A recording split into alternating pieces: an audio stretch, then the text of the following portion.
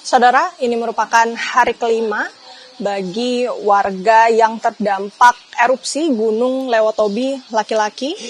Kami perlihatkan kepada Anda, saudara, situasi di SMA Negeri 1 Titahena yang menjadi lokasi ataupun salah satu lokasi posko pengungsian. Ini ada di Desa Lewolaga, Kecamatan Titahena, Kabupaten Flores Timur, Nusa Tenggara Timur, saudara.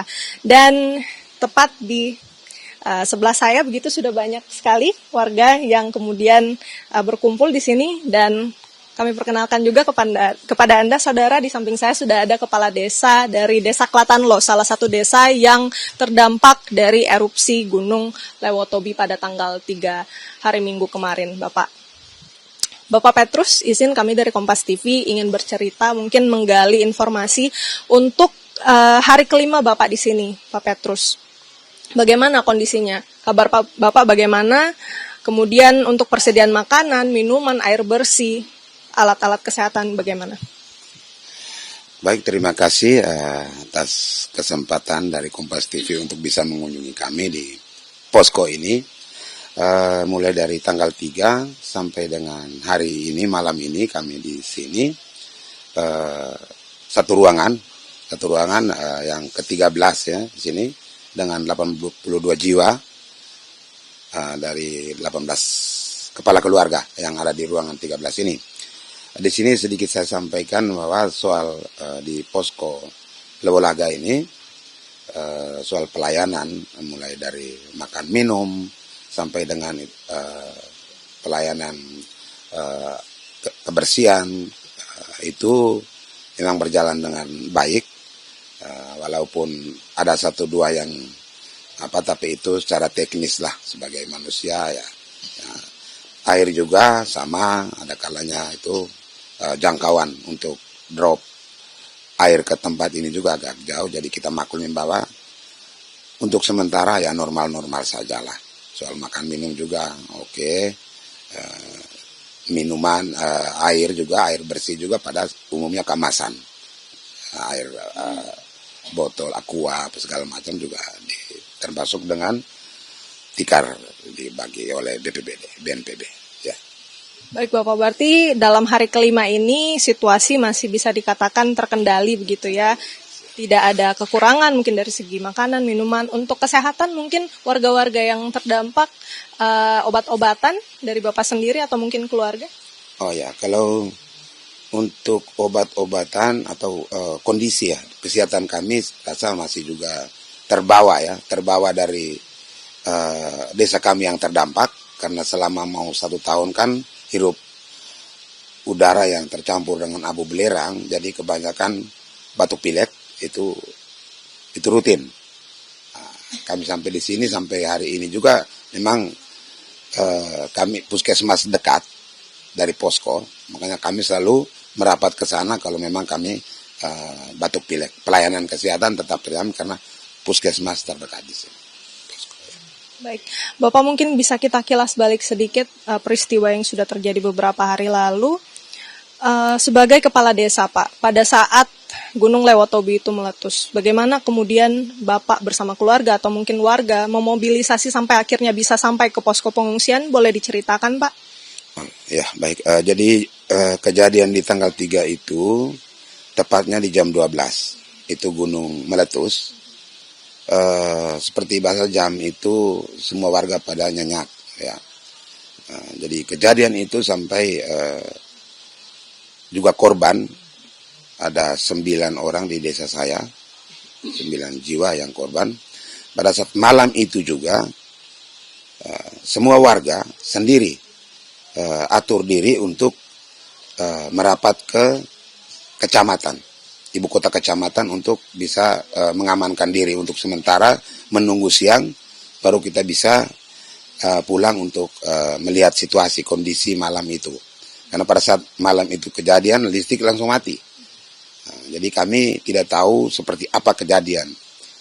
Nah, malam itu sesudah tenang ada warga yang telepon bahwa keluarga yang satu ini rumah rata, makanya rubuh, lalu penghuninya itu panggil sudah tidak menyaut, kira-kira terkubur atau apa tidak tahu.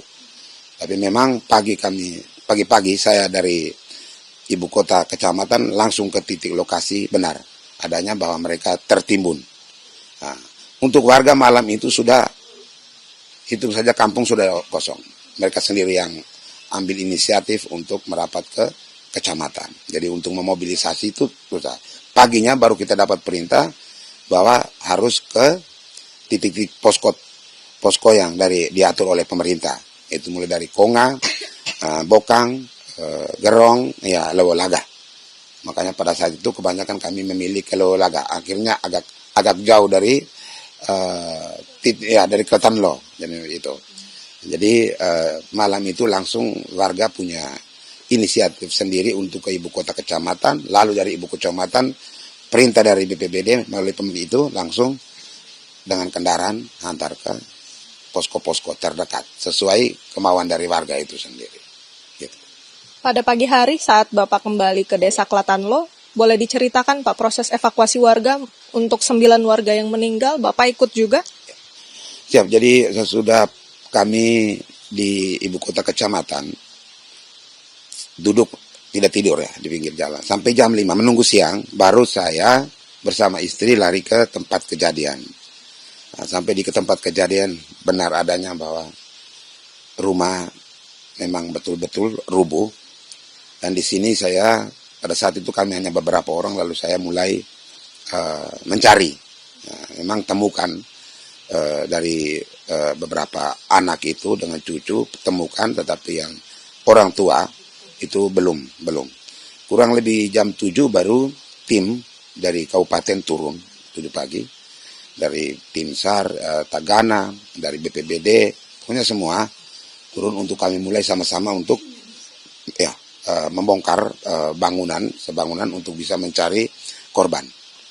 Dan itu berlangsung sampai jam 1. Kenapa? Karena pada saat 1 yang dari korban itu ibu dari dalam rumah itu memang dia dalam kedalaman tertimbun tanah runtuhan. Jadi di situ yang kesulitan tim untuk prosesnya agak sedikit lama. Nah, pada saat itu semua sudah dievakuasi di atas, sudah diambil semua. Di sini terpaksa kita melalui kesepakatan karena memang juga aturan bencana. Nah, jadi kita kuburnya satu liang, satu lubang saja untuk 5 orang. Sedangkan 3 orang itu satu mama dengan satu anak keluarga dari Momere ambil untuk kubur di Momere, termasuk Suster Nicolin juga dibawa ke Kewa. Sedangkan Yois Witin itu dibawa ke Lewotobi untuk keluarga makamkan di Lewotobi. Ya Pak Petrus, mungkin bisa digambarkan kepada kami Pak, bagaimana betapa besar itu material yang dilontarkan oleh Gunung Lewotobi, lalu kemudian Bapak akhirnya harus mengangkat batu-batuan tersebut untuk mengevakuasi warga. Ya. Jadi sesudah kejadian kami juga bingung, dia semacam bom ya, kalau kita lihat macam bom ya. Dia sampai di tanah langsung pecah, masuk dalam baru pecah itu tanah, maka tanahnya naik ya, itu kita lihat. Jadi lewat kita tanya di PGA pengamat gunung, yang itu semacam batu cair ya, batu cair yang pijar. Jadi kalau dia kena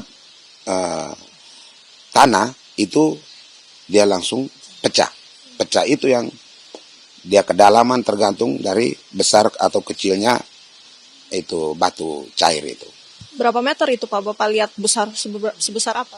Ya kalau yang di rumah yang korban itu diameternya kurang lebih,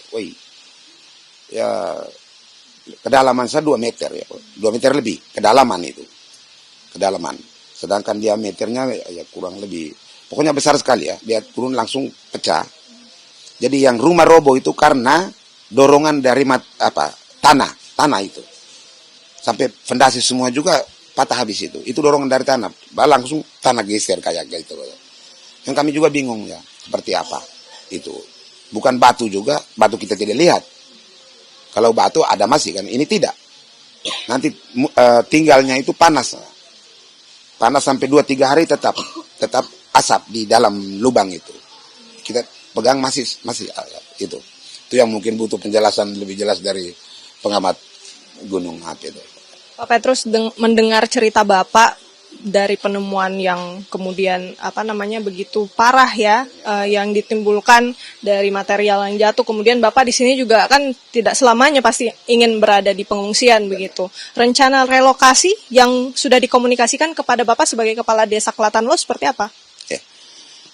Rencana relokasi, ya secara pribadi juga sebagai Kepala Desa, saya amat sangat setuju ya, sama setuju lagi. Dalam arti, bikin saya melihat ke depannya untuk anak cucu. Karena namanya gunung di bawah, gunung berapi ya. Pada saat-saat tertentu tetap seperti ini. Lalu apakah kita terganggu terus? Jadi saya sepakat dengan pemerintah bahwa relokasi untuk kami warga terdapat itu menurut saya terima baik demi keselamatan anak cucu ke depan. Seperti itu ya. Respon dari warga Bapak dari Desa Klatanlo seperti apa? Ya, untuk respon dari warga banyak pro kontra juga sih. Tapi ya kita belum tahu persis karena proses mensosialisasikan kan belum ya. Nah, kalau sudah ada wacana dari pemerintah untuk ada tempat lalu apa baru kita turun ketemu dengan warga lalu kita sampaikan seperti apa, tanggapan balik seperti apa, baru kita bisa tahu bahwa sedikit atau banyak yang pro kontra kita baru tahu di situ. Untuk sementara kita belum bisa tahu tentang masyarakat mau atau tidak, kita belum ya. Tapi kalau bisa diberitahu begitu ya Pak, kira-kira hunian yang seperti apa yang Bapak dan warga inginkan untuk mengganti rumah-rumah yang tentu sudah rusak di sana? Ya kalau hunian itu, kalau yang didambakan warga itu intinya yang pantas lah dalam arti terima kunci lah kalau bisa ya kan, makanya kita tinggal masuk karena jujur kami ini semua material yang itu banyak yang sudah tidak punya, baru-baru saja kan kebakaran ya, rumah-rumah terbakar, sekolah-sekolah kan seperti itu. Jadi kalau memang itu ya sampai tuntas, intinya warga terima kunci ya toh, hak milik dan tidak terlepas yang dibawa juga hak milik. Nuran hewannya juga bukan itu menjadi tidak bisa, harus masyarakat pemiliknya kan punya sertifikat. Kami boleh pindah di tempat baru, tapi di bawah tetap hak kami untuk kami bisa ya gitu ya. Terima kasih Pak Petrus untuk waktunya. Ibu bapak semuanya, adik-adik semoga sehat selalu. Ya, saudara, itu dia wawancara kami bersama dengan Kepala Desa Klatanlo, Bapak Petrus, yang sudah membagikan kisahnya, bagaimana kemudian kabarnya di pengungsian, bagaimana proses evakuasi yang dilakukan dari hari Minggu sampai Senin untuk kemudian bisa memindahkan warga, dan apa harapan yang diinginkan. Tentu warga yang terdampak ini menginginkan atau mendambakan sebuah hunian yang bisa menggantikan rumah mereka yang sudah terdampak parah akibat erupsi dari Gunung Lewotobi laki-laki. Renata Panggalo, Andika Pratama, Kompas TV, Nusa Tenggara Timur.